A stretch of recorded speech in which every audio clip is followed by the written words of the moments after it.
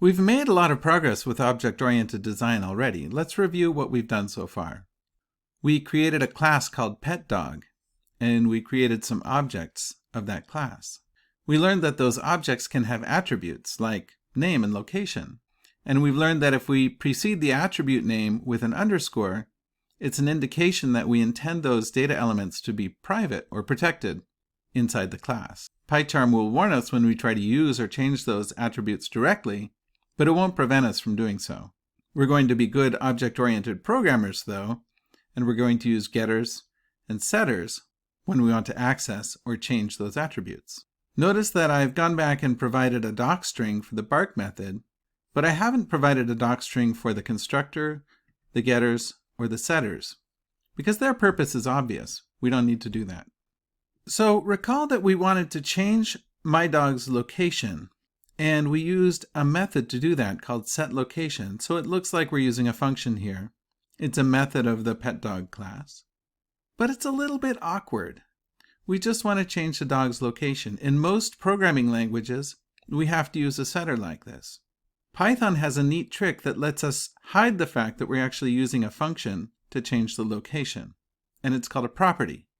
Property is the first kind of function decorator that we're going to see in Python. A decorator is a wrapper that changes the behavior of a function. Decorators always start with the @ symbol, and then the name of the decorator, in this case property. So by typing @property, I'm going to change the behavior of this function. I'm going to change the name to simply location, and I'll leave everything else the same. If I come down to my print statement, PyCharm is upset now because the getLocation function doesn't exist anymore. And I can't even just change it to the location function.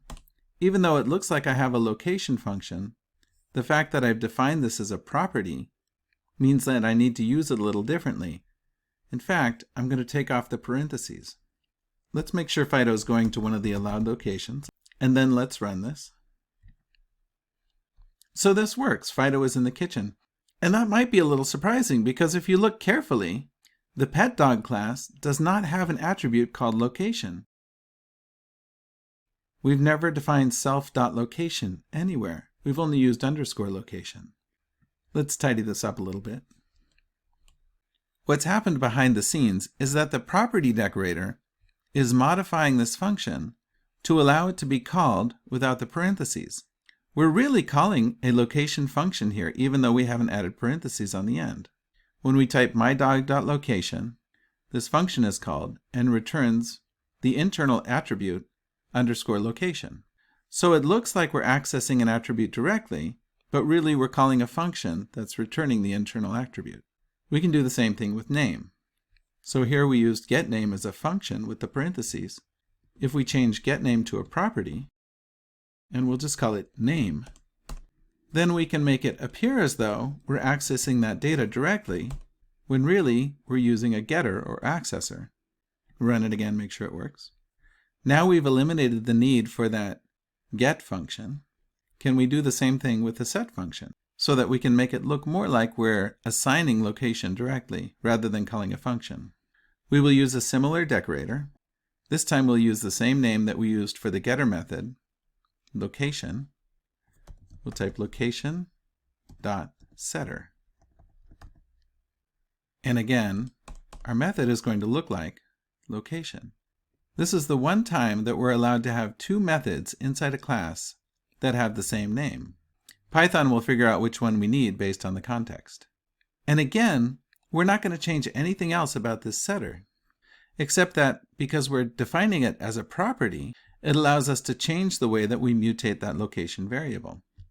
So instead of using a method call like this, I'm going to hide the fact that it's a method. I just say mydog.location equals the kitchen. It looks like I'm making a simple assignment here, but what actually happens when I make this assignment is that the setter method, location, is called. And the string on the right-hand side of the equal sign becomes the parameter for that setter. So the string, the kitchen, gets placed into the parameter, location. And then the underscore location attribute gets updated just like before. Let's run it and make sure. No problem. and we still have the protection that we had before. So it looks as if we could assign anything we want to location here, but if we try to assign the bedroom instead of the kitchen, then that value error is raised again. So in Python, we have this much more graceful way to access and set attributes.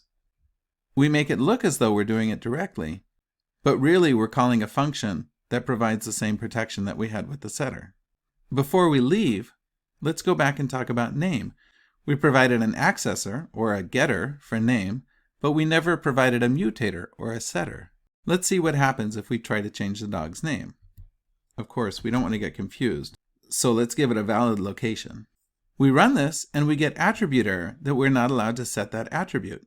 If we provide a getter for a particular attribute, but no setter, we're providing the ultimate protection for that attribute. We're just not allowed to change it. Of course, since Python is permissive, we actually can go in and directly change the underscore name value, but we shouldn't. The fact that we didn't provide a mutator or setter for name means that we just don't want that attribute to be changed.